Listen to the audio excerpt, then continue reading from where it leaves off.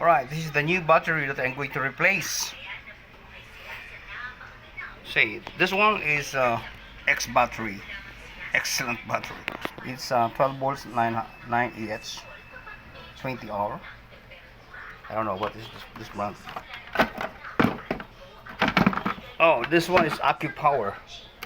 Better batteries. It's 12 volts 7 EH.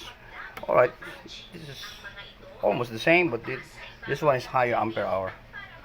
So this is better. Alright, let's replace it and we'll see how it will works.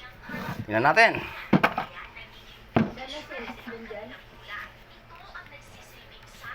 Alright, just replace the batteries. Let's measure the voltage of the battery. I have here auto volts. So let's put, this is the negative side and this is the positive side. So it's very good. It's 12 volts. Look at that one. 12 volts 71. Alright, this is a good battery. It's a new one. Alright, let's try it. Let's plug the battery, the negative side. This is the battery negative. Alright, there you are. That's the positive.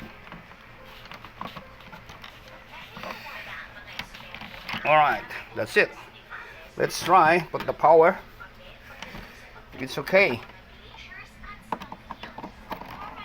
There. I already put the power. Let's switch on.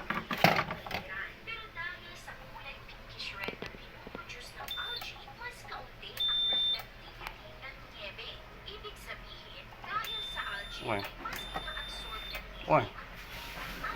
Ayaw mo on. What's wrong? Ayaw mo on.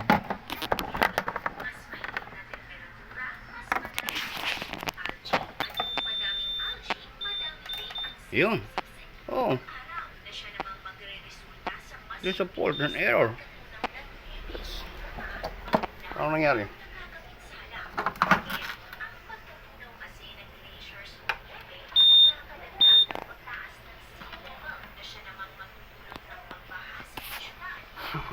There's a problem, huh? Just a minute.